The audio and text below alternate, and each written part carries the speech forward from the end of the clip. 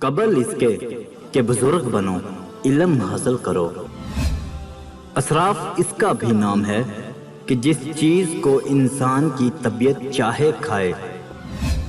جو شخص اپنا راز پوشیدہ رکھتا ہے وہ گویا اپنی سلامتی کو اپنے قبضے میں رکھتا ہے۔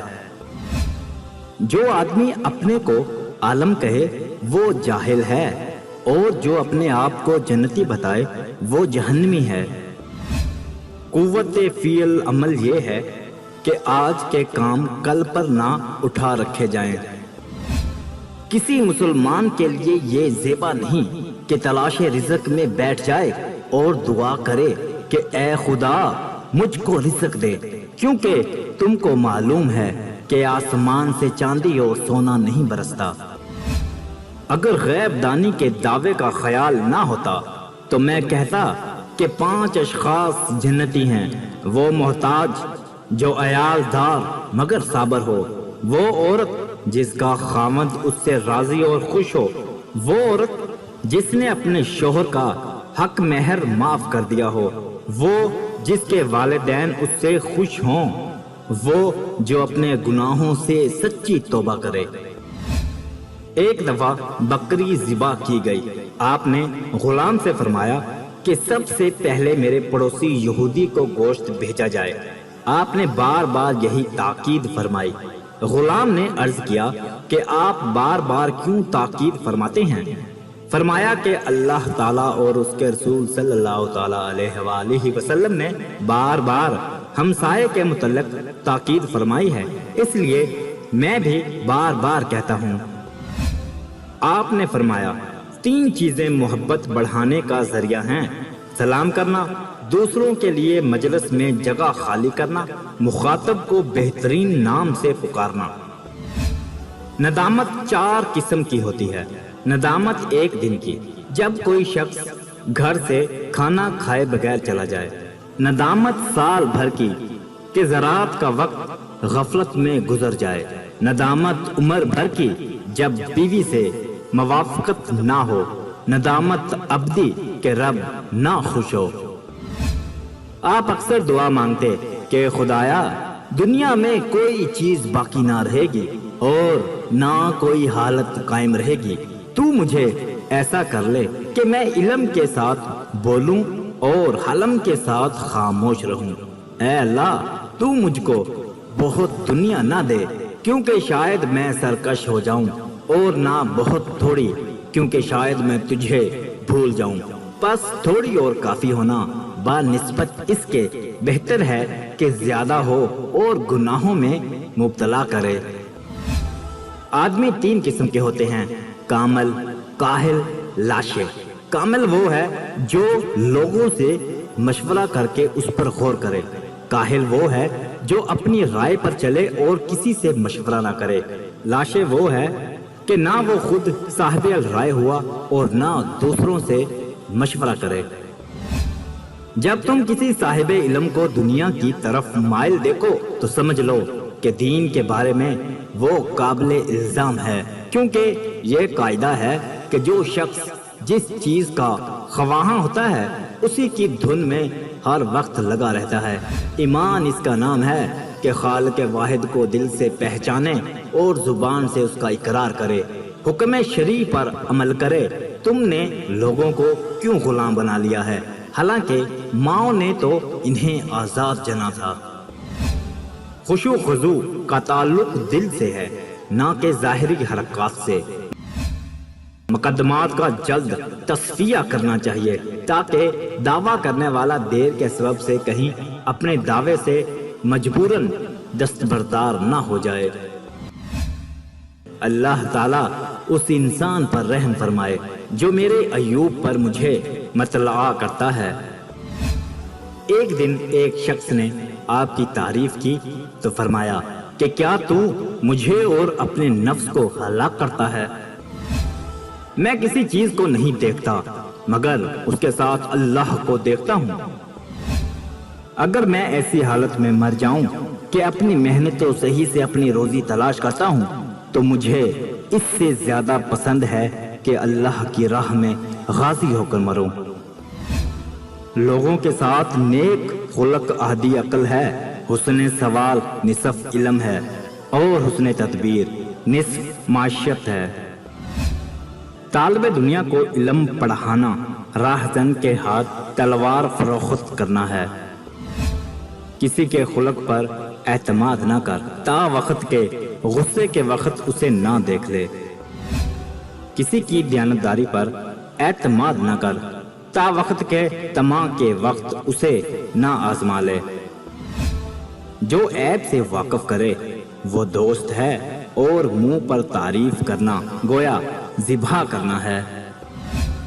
نیکی کے عوض نیکی حق ادائیگی ہے اور بدی کے عوض نیکی احسان ہے۔ کم بولنا حکمت ہے، کم کھانا صحت، کم سونا عبادت اور عوام سے کم ملنا عافیت ہے۔ بڑھاپے سے پہلے جوانی اور موت سے پہلے بڑھاپا غنیمت جان۔ سخی حبیب خدا ہے اگرچہ فاسق ہو، بخیل دشمن خدا ہے اگرچہ زاہد ہو۔ ظالموں کو معاف کرنا مظلوم پر ظلم ہے۔ جب حلال و حرام جمع ہو تو حرام غالب ہوتا ہے، چاہے وہ تھوڑا ہی سا ہو۔ نہیں دوستی رکھتے مومن مخالفین خدا اور رسول سے اگرچہ ماں باپ ہوں۔ بدترین آوازیں دو ہیں، راگ کی اور نوحہ کی۔ نہیں حاصل ہوتا مطلب بغیر خوف کے، خصلت اچھی بغیر اداب کے، خوشی بغیر امن کے، تونگری بغیر بخشش کے، فقیری بغیر قناعت کے، رفعت بغیر تواضع کے، جہاد بغیر توفیق خدا کے۔ عزت دنیا مال سے ہے اور عزت آخرت اعمال سے ہے۔ آپ رضی اللہ تعالیٰ عنہ کی عادت تھی کہ جب کوئی آپ کی خاطر اپنی جگہ سے اٹھتا تو آپ رضی اللہ تعالیٰ عنہ اس جگہ نہ بیٹھتے۔ نماز کے بعد حالات رعیت سے باخبر ہونے کے لیے آپ شہر مدینہ کے گلی کوچوں میں گشت فرمایا کرتے۔ اثناء گشت میں بعض نہایت عجیب و غریب واقعات ظہور میں آئے۔ ایک دفعہ آپ بازار گئے، راستے میں ایک نوجوان عورت ملی اور کہنے لگی، اے امیر المومنین، میرا خاوند ہلاک ہو گیا ہے اور چھوٹے چھوٹے بچے چھوڑ گیا ہے۔ ان بچوں کے پاس نہ زمین ہے کہ اس کی آمدنی پر گزارا کر سکیں اور نہ کوئی جانور ہے کہ اس کا دودھ پی سکیں، نہ کوئی بکری ہے کہ اس کے گوشت سے اپنا پیٹ بھر سکیں۔ مجھے ڈر ہے یہ بچے کہیں بھوکے نہ مر جائیں۔ میں خفا بن ایمن غفاری کی بیٹی ہوں۔ میرا باپ واقعہ حدیبیہ میں ان حضرت صلی اللہ تعالیٰ علیہ وآلہ وسلم کے ساتھ شریک تھا۔ حضرت عمر رضی اللہ تعالیٰ عنہ اس عورت کی بات سننے کے لیے کھڑے ہو گئے۔ جب اس عورت نے اپنی بات ختم کر لی تو آپ رضی اللہ تعالیٰ عنہ اسے مرحبا کہہ کر گھر لوٹے۔ گھر میں ایک اونٹ بندھا ہوا تھا۔ آپ نے اسے کھولا اور 2 بوریاں اس پر لادیں۔ یہ بوریاں سامان، عقل و شرب اور دیگر اشیاء ضروریات سے پر تھیں۔ حضرت عمر رضی اللہ تعالیٰ عنہ نے اس اونٹ کی مہار اس عورت کے ہاتھ میں پکڑا دی اور فرمایا، لے جاؤ، یہ تمہارے لیے کافی ہے جب تک کہ تمہارے پاس مال آئے۔ ایک دفعہ مدینہ منورہ میں چند تاجر آئے اور عیدگاہ میں قیام کیا۔ جب کچھ رات گزر گئی تو حضرت عمر رضی اللہ تعالیٰ عنہ حضرت عبد الرحمن بن عوف رضی اللہ تعالیٰ عنہ کو اپنے ساتھ لے کر ان سوداگروں کے خیمے کے پاس گئے تاکہ رات بھر ان کی حفاظت کریں۔ اثناء حفاظت میں حضرت عمر فاروق رضی اللہ تعالیٰ عنہ نے ایک لڑکے کے رونے کی آواز سنی۔ آپ اس کی طرف آئے اور اس کی ماں سے کہا، خدا کا خوف کر، اس بچے کو نہ رلا۔ یہ کہہ کر آپ واپس آ گئے۔ تھوڑی دیر بعد بچے نے پھر رونا شروع کر دیا۔ آپ نے پھر آ کر اس کی ماں سے وہی کہا جو پہلے کہا تھا۔ حضرت عمر رضی اللہ تعالیٰ عنہ نے جب تیسری مرتبہ بچے کے رونے کی آواز سنی تو پھر اس کی ماں کے پاس آئے اور کہا، افسوس، میں نہیں سمجھتا تو اپنے بچے کو اس طرح کیوں رلا رہی ہے؟ آخر کیا بات ہے؟ یہ چپ کیوں نہیں ہوتا؟ اس عورت نے کہا، اے بندہ خدا، تیرا کیا مطلب ہے؟ تو اپنی راہ لے، تو نے مجھے رات گزارنی دشوار کر دی ہے۔ میں اپنے بچے کو دودھ چھٹوانے کی عادت کر رہی ہوں۔ آپ نے پوچھا کیوں؟ اس نے کہا اس لیے کہ جب تک بچے کا دودھ نہ چھڑایا جائے عمر رضی اللہ تعالیٰ عنہ وظیفہ مقرر نہیں کرتے۔ آپ نے پوچھا ابھی اس کے کتنے مہینے اور باقی ہیں؟ اس عورت نے بتایا کہ اس قدر باقی ہیں۔ آپ نے فرمایا اچھا جلدی نہ کرو، ابھی اسے دودھ پینے دو۔ حضرت عمر رضی اللہ تعالیٰ عنہ جب صبح کی نماز سے فارغ ہوئے تو نہایت آبدیدہ ہو کر اپنے کو مخاطب ہو کر کہنے لگے افسوس ہے عمر، تو نے مسلمانوں کی بہت اولاد مروا ڈالی ہوگی۔ اس کے بعد حضرت عمر رضی اللہ تعالیٰ عنہ نے تمام اولاد و امثال میں یہ اعلان کر دیا کہ کوئی عورت اپنے بچے کے دودھ کو چھڑانے میں جلدی نہ کرے۔ اب سے ہر ایک دودھ پینے والے بچے کا بلا استثناء وظیفہ مقرر کر دیا جائے گا۔ ایک بار حضرت عمر رضی اللہ تعالیٰ عنہ علاقہ شام سے واپس آئے تو آپ تنہا ہو کر لوگوں سے حالات دریافت کرنے لگے۔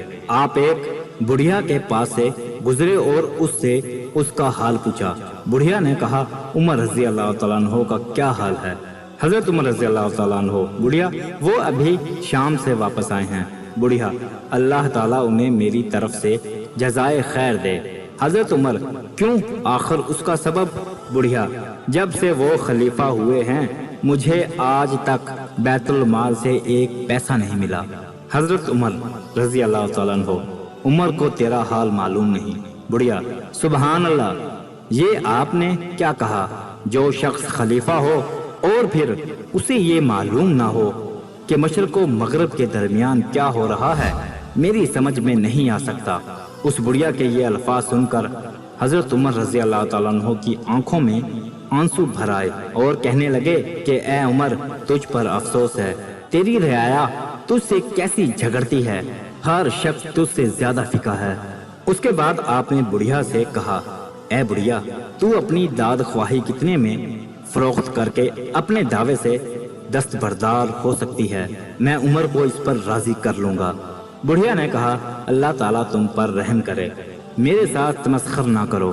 حضرت عمر رضی اللہ تعالیٰ عنہ بولے بی اماں میں تم سے تمسخر نہیں کرتا، آخر آپ نے 20 درہم میں اس کی داد خواہی خرید لی۔ اس بڑھیا سے رخصت ہونے کو ہی تھے کہ حضرت علی رضی اللہ تعالیٰ عنہ اور حضرت عبداللہ بن مسعود السلام علیکم یا امیر المومنین کہتے ہوئے آ موجود ہوئے۔ بڑھیا امیر المومنین کا لفظ سنتے ہی سخت پریشان ہوئی اور افسوس کرنے لگی کہ اس نے امیر المومنین کے روبرو انہیں برا کہا۔ حضرت عمر رضی اللہ تعالیٰ عنہ نے فرمایا اے بڑھیا افسوس نہ کر، تو نے جو کچھ کہا بجا کہا، تو نے کوئی الزام کی بات نہیں کہی۔ اس کے بعد حضرت عمر رضی اللہ تعالیٰ عنہ نے پوستین کے ٹکڑے پر جو عبارت لکھی اس کا ترجمہ یہ ہے بسم اللہ الرحمن الرحیم۔ یہ تحریر اس امر کے متعلق ہے کہ عمر رضی اللہ تعالیٰ عنہ نے فلاں بڑھیا سے اپنی ابتدائے خلافت سے اب تک اس کی داد خواہی 20 درہم میں خرید لی۔ اب اگر وہ قیامت کے دن اللہ تعالیٰ کے سامنے دعویٰ کرے تو میں اس سے بری ہوں۔ علی اور عبداللہ بن مسعود اس پر گواہ ہیں۔ ایک عورت کے اعتراض اٹھانے پر آپ نے فرمایا اسے مت روکو، کہنے دو، اگر یہ لوگ نہ کہیں گے تو یہ بے مصرف ہیں، اور ہم نہ مانیں نہ سنیں تو ہم بے مصرف ہیں۔ آپ نے ایک شخص کو مچھلی لانے کے لیے بھیجا۔ اس نے جوش خدمت کے جذبہ سے تعمیل حکم میں اس قدر تعمیل کی کہ اونٹنی پسینے سے شرابور ہو گئی۔ آپ نے اونٹنی کی یہ حالت دیکھ کر فرمایا اب میں یہ مچھلی نہیں کھاؤں گا کیونکہ میری وجہ سے اس کو اس قدر تکلیف پہنچی ہے۔ حضرت عمر رضی اللہ تعالیٰ عنہ مختلف علاقوں کے گورنروں کے حالات کی ہمیشہ تفتیش کرتے۔ ایک دفعہ آپ نے اہل حمص سے دریافت کیا کہ تمہارا امیر کیسا ہے؟ عرض کیا اے امیر المومنین ہمارا امیر نہایت اچھا آدمی ہے، ہم اس میں صرف ایک نقص پاتے ہیں کہ اس نے اپنی رہائش کے لیے ایک محل بنوا لیا ہے۔ حضرت عمر رضی اللہ تعالیٰ عنہ یہ سن کر آگ بھگولا ہو گئے۔ اسی وقت ایک قاصد کو روانہ کیا اور اسے حکم دے دیا کہ امیر کے محل پر پہنچتے ہی لکڑیاں جمع کر کے محل کے دروازے پر آگ لگا دے۔ لوگوں نے فوراً امیر کو اطلاع دی کہ ایک شخص لکڑیاں جمع کر کے دروازے پر آگ لگا رہا ہے۔ امیر نے کہا لگانے دو، امیر المومنین حضرت عمر رضی اللہ تعالیٰ عنہ کا قاصد ہے۔ پھر حمص کے امیر خود قاصد کے پاس آئے۔ امیر المومنین حضرت عمر رضی اللہ تعالیٰ عنہ کا حکم پڑھ کر مدینہ طیبہ روانہ ہو گئے۔ حضرت عمر رضی اللہ تعالیٰ عنہ کی خدمت میں حاضر ہوئے۔ حضرت عمر رضی اللہ تعالیٰ عنہ نے لوگوں کو حکم دیا کہ اس امیر کو 3 دن دھوپ میں رکھو، چنانچہ انہیں 3 دن دھوپ میں رکھا گیا۔ چوتھے روز حضرت عمر رضی اللہ تعالیٰ عنہ اپنے ہمراہ انہیں سنگستان لے گئے۔ اس سنگستان میں زکوٰۃ کے اونٹ بندھے ہوئے تھے۔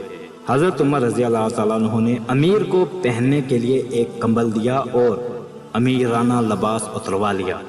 پھر حکم دیا کہ تم تمام اونٹوں کو پانی بھر بھر کر پلاؤ۔ جب وہ تمام اونٹوں کو پانی پلا چکے تو تھک کر چور ہو گئے۔ حضرت عمر رضی اللہ تعالیٰ عنہ نے کہا تھک کیوں گئے؟ پہلے بھی تو یہی کام کرتے تھے۔